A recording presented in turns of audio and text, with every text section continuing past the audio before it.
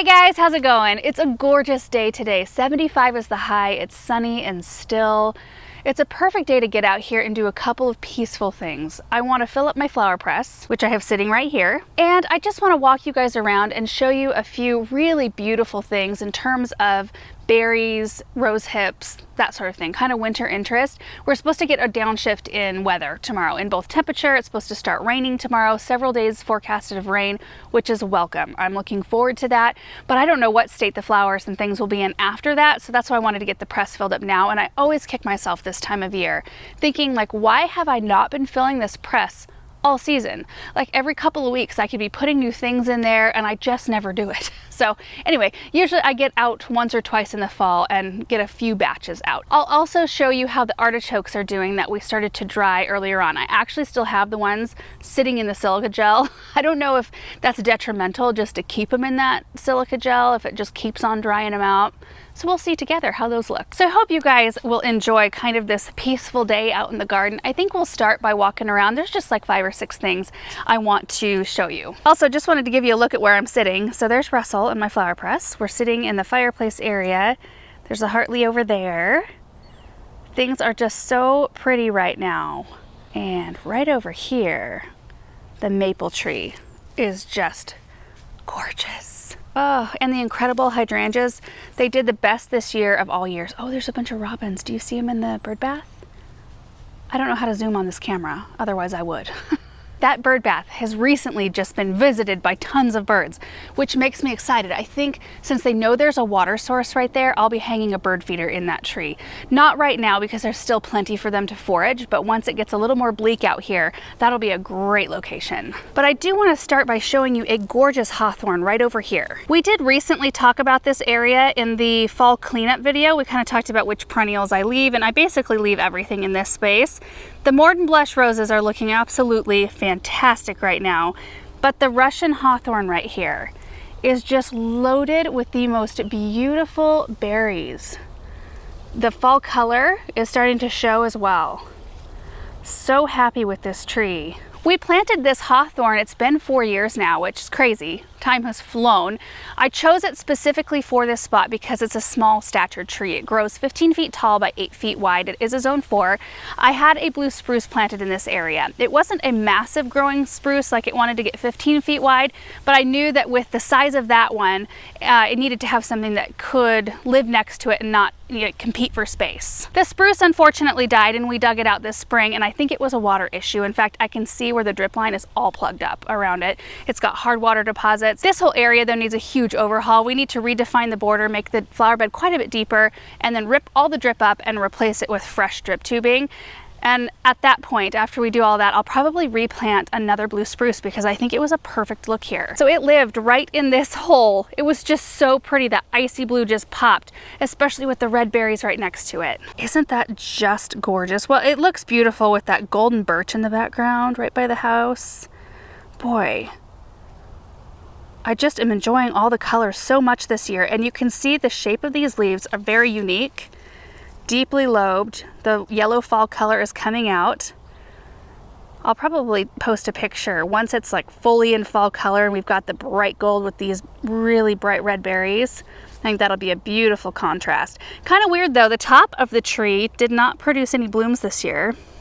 I did take a picture of the blooms down here though. We'll pop it on the screen if I can find that. But I'm hopeful that the rest of the tree will bloom this next year. Either way, it's been a beautiful, tough tree right here. I would say that these berries are roughly a ½ inch, maybe a little bit bigger, some of them, but just bright and shiny. Most of the time, the birds just clean these right up. I have cut very sparingly on this tree over the years because usually I just want to enjoy the look out here. And because, like this year, we don't have a fully covered tree with berries, I just want to leave what's there, and the birds can clean them up. Also, if you look down, you can see what the Morton blush roses do. Rose hips. Beautiful color. And you can either cut these, use them in arrangements. A lot of people, like, you can do like rose hip jelly, right? And tea. I've never actually had it or made it. But I like to use them in arrangements, and I like to leave them right on the plant for wildlife to forage or just to be pretty through the winter. And next, I want to take a look at that crabapple right there. Pop-up bug is out. So the Royal Raindrops Crabapple grows 20 feet tall by 15 feet wide. You can see all of the berries on there. Look at them. They're kind of a bright pinkish red, and the leaves on this one are kind of a purpley green through the season, and then you can see some of their fall color starting to show up, some of that kind of brighter orangey red. We recently planted that multi-trunk Royal Raindrops out in the south garden. Maybe we'll run out there real quick because it is further along in its fall color, because I think it's under a little bit more stress because of how late we planted it and all of that. But these fruit are what's called persistent. And I always look for that in crab apples and other trees, because what persistent means is that these berries will stay on the tree. They hang on really well, and they don't fall off until new growth pushes them out in the spring. And by that time, the birds have just cleaned up the tree and they never make a mess on the grass. And I really appreciate that in a tree. The Royal Raindrops blooms the most beautiful pink blooms in the spring. They are so stunning and eye-catching, and they last for quite a while. I do want to run out and show you the fall color on the other one really quick before we move on to the next plant. Gosh, I feel like I just need to go grab a cup of coffee. This is fun. Walk around and talk about plants all day long. Oh, that birch tree is gorgeous.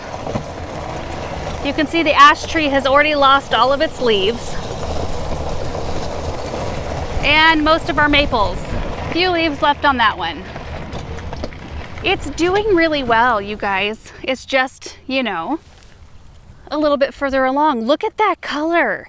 Look at all of these berries, or crab apples. I should call them crab apples, because that's what they are.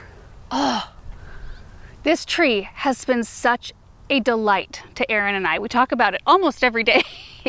And the sumacs, we talk about those a lot too. They're awesome. And that's what it's about, right? We should have plants in our garden like these that just bring us so much joy. Like, I look out of our windows, like pretty much any window on the south side of the house, and I can see the sumacs in bright color. I can see this crabapple. I can see the spruce trees. The little Henry Iteas are looking awesome. In fact, we should go look at them really quick. It's just so fun to really, you know, take your time making plant choices and put things in that you just love. I also love seeing this. Chad has been here today. He's getting that pile cleaned up. He's almost done. And Natural Tree just dropped off a new load of wood chips, so hopefully we'll have enough to cover this corner and kind of tidy that up a bit. Okay guys, I just can't help it. Let's run over here and look at the little Henrys. Also, the Autumn Brilliant Serviceberry's looking great. Look at these though. Aren't they so pretty? That color. Oh, orange, red, and green, and yellow. All on the same plant. Okay, I have another variety of crabapple I want to show you. Actually, two more varieties of crabapples. This should just be a crabapple video. We are behind the chicken coop now, and I have a Sargent Crabapple right here. I do need to do some major cleanup in this area. Borage needs to be cleaned up, Baptisia needs to be cut back. The Pincushion flower, however, is looking fantastic. Got pollinators on it right now. These were started in the water jugs this winter. And so they were just little itty bitty seedlings when we planted them out, and they're just so beautiful. But the Sargent Crabapple I absolutely love because of its growth habit. Now it does have a stake I still haven't cut back yet, but it grows wider than it does tall. So it grows 8 feet tall, 12 feet wide. So it has this like really neat architectural shape. You can see the fall color coming out, the golden fall color, and it is absolutely loaded with berries. Got like iris leaves coming up in it, but look at that. So you can imagine how many white blooms this tree had on it in the spring. These fruit are also persistent, and it's a zone 5. It does struggle a little bit with iron deficiency back here. We've started treating it with chelated iron, and it's done really, really well. So I'm really hopeful for the future of this tree. This variety also has a couple of different shapes of leaves on it. So there are leaves that look kind of like this, that have the deep lobes. There are some that look like they're trying to be lobed, kind of. And then there are some more normal shaped leaves right there. Just really interesting. And the thing I love the most about this crabapple in particular is that in the spring, I mean, it's got white blooms all over it. Absolutely beautiful. And I've got a stand of pink tulips that are in bloom right about the same time. I know I have a picture of that. We will pop that up on the screen so that you can see it, but it is just so beautiful. And then once the tree loses all of its leaves, like I love the fall color, and then it loses its leaves, and then you can really see all of those red fruit shining through. So it's so interesting, and you can really see them, I think too, because they're right behind this white chicken coop. It's painted white, so the contrast is nice. I am looking right now, I can see the Coralberry looking fabulous. We should probably look at that too. Look at that thing, just even from the other side of the fence. These are one of the easiest things to grow, and they produce so many of these gorgeous berries. Let's pop over to the other side of the fence. It produces so many berries, I almost feel like I need to provide it some structure, like some support, because those branches just want to kind of way down. Look at those. And the way you get this many berries, you actually have to do some trimming that feels wrong. So it's a woody shrub. It creates these woody stems, which makes you feel like you should be tender about when and how to prune it.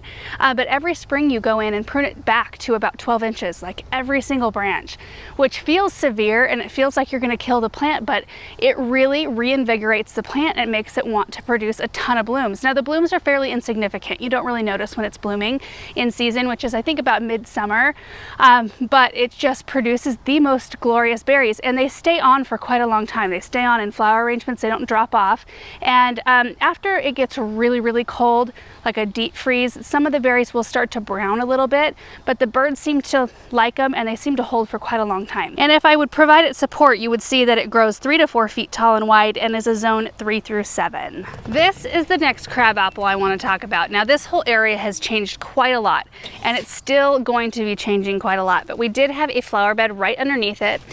We had a concrete and iron fence section right here, which we still have, and I'm still intending on using it. But we cleaned up, like I moved most of the perennials here into other areas of our garden so that we could seed our grass here. But this crabapple has been here for a lot of years. I don't know how many years, but it's mature for sure. And it provides wonderful shade and beautiful structure, beautiful berries. Oh, look at those. So I can't be positive of what variety of crabapple this is because it was here when we moved in and it's been here for a lot of years, but I think it might be a Donald Wyman crabapple. It's a zone 4, grows 20 feet tall by 24 feet wide, so another one of those trees that grows a little bit wider than tall, which I love. So you can see the growth habit here. It's kind of rounded in a way, but definitely wider than it is tall, and I love like the graceful weeping nature of the end of the branches.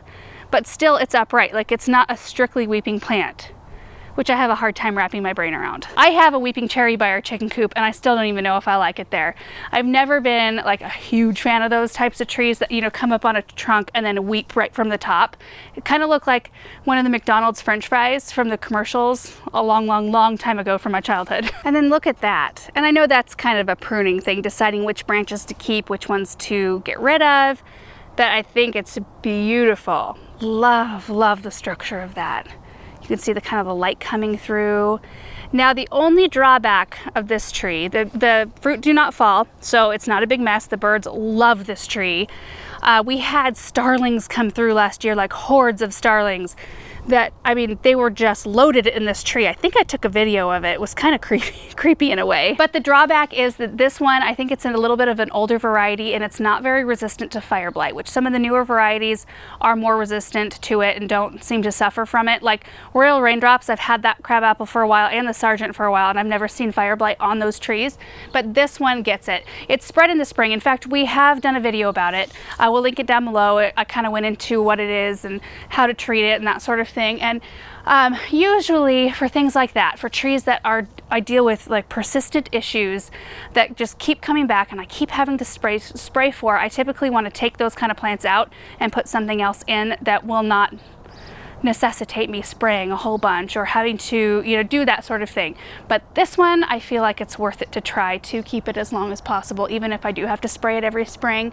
But fire blight, in short, is a disease that causes dieback, like of the shoots, and it causes them to kind of create this kind of crook on the end. So this one usually has some dead tips in it in the spring that we have to take care of, but overall, pretty easy. I mean, the petals do fall in the spring, but that's nothing. I don't mind that at all. I do think that this might be our most beautiful tree in the spring. And just looking out over all this, I'm driving around on the Gator right now, but looking around at all of this, I cannot wait until all of these autumn blaze maples grow up and have huge canopies. Next year, we are going to be decking this whole lawn space out with trees, particularly around the edges and kind of into the middle a bit, but we're going to keep a large section open in the center for the kids to play. But I think it's going to be really beautiful. Okay, I have one more berry filled thing I want to show you. So we're back almost to where we began. Look at the maple from this angle. Look at how gorgeous this is. Ugh. But what I wanted to show you is growing on this arbor. I actually have it on both sides, but this one is a lot littler. This one grows all the way from the base up over to about, it looks like it stops about here. But what you're seeing right here is a weed. We have a vining weed that I just let grow because it was so pretty and happy right here. And you can tell it's a weed because it's an annual type because it's dying out. While the porcelain berry vine, which is what we're gonna look at here, is still going strong. So the botanical is like Ampelopsis. This is a variety called Elegans. So it's got some white variegation in the leaves. Now I know many of you, especially who live like in the Northeast or Eastern states, will kind of cringe at me showing this because I think this is invasive in a number of states over on the other side of the country. So they're a woody vine, deciduous. They lose their leaves in the wintertime and can grow upwards of like 10 to 20 feet tall or long. And I guess they spring up all over the place. Like they see themselves all over the place in some areas. They don't here in Eastern Oregon. And so we actually buy them at garden centers, like in containers to put on arbors and fences and things like that. My parents actually have some of this on an arbor leading out to their swimming pool, but look at the berries. Like those are intensely colored and absolutely gorgeous. You don't really see that very often. Not that color. I think they're also known as pepper vine.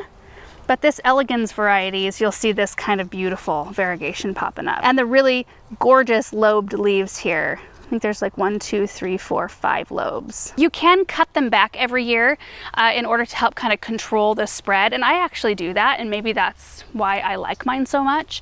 But we do clean it off the arbor and cut it back to, oh, I don't know, maybe about a foot or so, maybe a little bit more, 18 inches up above the ground. And then it comes back fresh every single year. Look at these little itty bitty lobed leaves. Oh, they're so cute. So that's it for the berry and crabapple tour for today. I think that was 6 things, wasn't it? 5 or 6, maybe 7 different things. I just thought they were particularly pretty right now.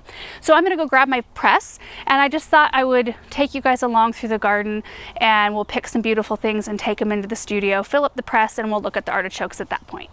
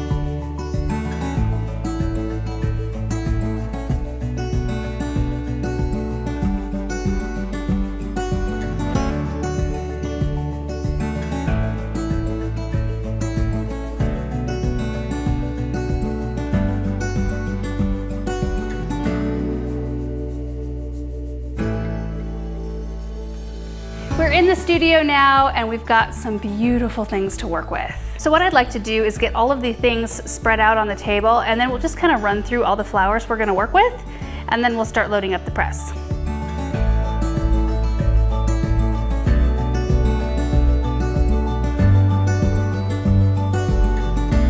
We've got some gorgeous color going on here.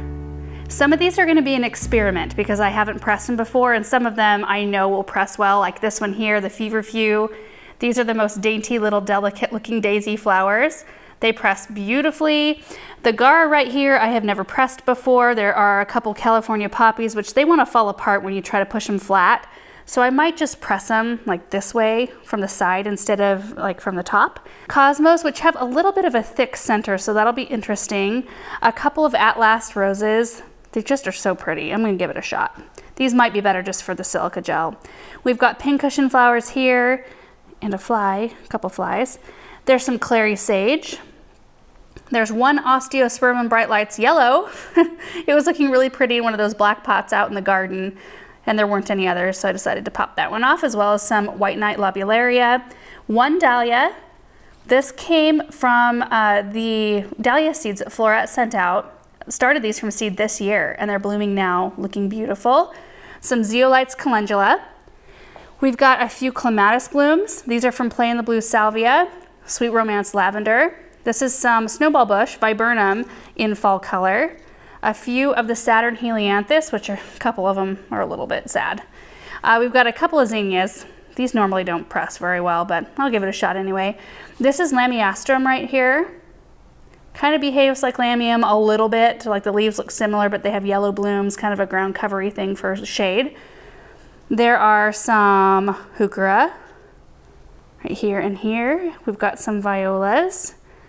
There's some geraniums, some James Britannia, Safari Dawn, asters, these Helenium.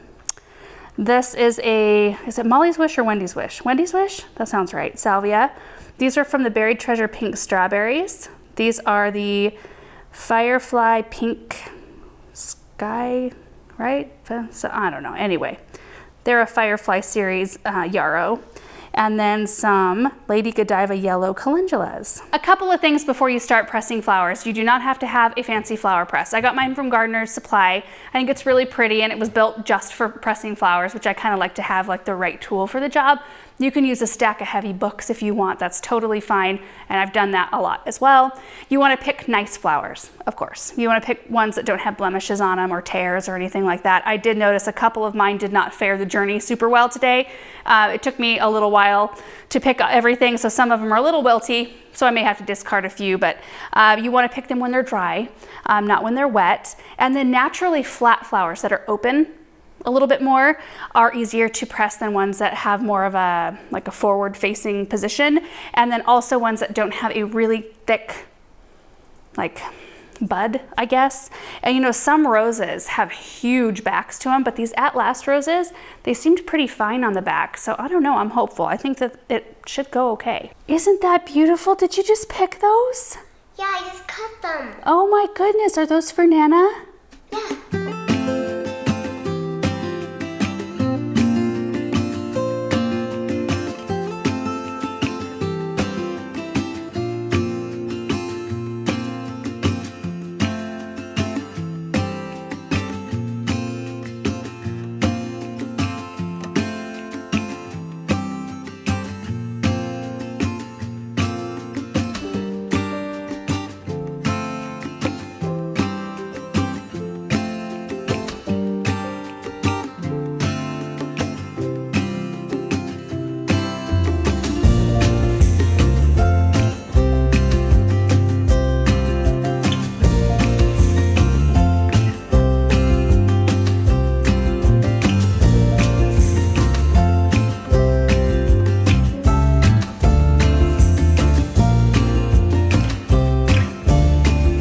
The press is all filled, and I'll have to tighten up the strap probably every couple of days, 2 or 3 days, as the flowers start to dry. Like the thicker ones will get a little flatter, so I'll just keep tightening it up. This is my pile of leftovers right here, not too bad, but as I started to look closer at some of them, they didn't look super great. They're not prime anyway. Now I wanted to show you the artichokes. So these are the ones that were in bloom that I hung upside down just to see what they would do. They kept their color pretty good. I think better than the other ones. Like these right here, I just had sitting upright, and I don't know why. Like they look kind of dusty or powdery or something like that, which is weird. It's like when I hung these, whatever that powdery substance was came out of them to where they look a little bit more clearly colored, which is kind of nice. These right here, I just had sitting on the ground, drying like this, which is perfect. These I can use like gold leaf on, or I can spray paint the tips gold and use them in wreaths and things like that, so that'll be perfect. So the last thing that I need to do is take the 3 artichokes out of the silica gel. I can kind of see the little petals sticking up there. This might be a messy process, so hang on, let's get them unearthed and we'll take a look.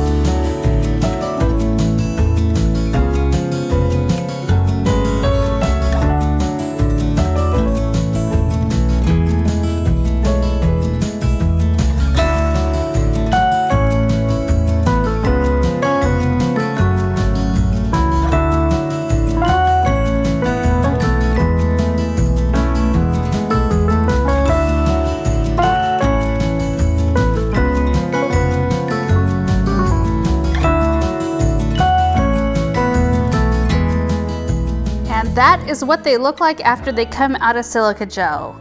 So what I notice about them versus the other ones, the color isn't necessarily better. This is one of the ones that was hanging. You can see the string there. So the color is actually deeper, but the shape of the petals definitely better. And I like the shape and the color of like the body of the artichoke versus right here, it looks a little bit more like atrophied, and these kept their shape a lot better. Now these versus the ones that I let set just upright in the bowl, yeah, this is my least favorite look here. They just look kind of dirty. Color's kind of the same, but the bloom doesn't look near as nice. So I don't know, like it might be worth drying them in silica gel. They're not tremendously different than the ones that you let hang dry. Either way, it's kind of a fun experiment. So that's pretty much it, guys. I popped back outside because I wanted to show you while we were putting flowers in the press, Chad's guys got the concrete pad lifted where the pergola used to be. That was one of the things they were gonna do today, along with removing that pile up front. They do such a good job. I don't even, like, it doesn't look like they had heavy machinery back here. Right there. Like, that's right where the boxwoods were that I just dug out. So they just came in here and got it removed. One step closer to landscaping around the Harley. Well guys, it's been a really peaceful afternoon. Thank you so much for hanging out with me. I hope you enjoyed it, and we will probably show you when I take all the flowers out of the press. We'll see how they did. Some of them I know will do real well, and some of them are a question mark, so it'll be interesting. Anyway, see you guys in the next video. Bye.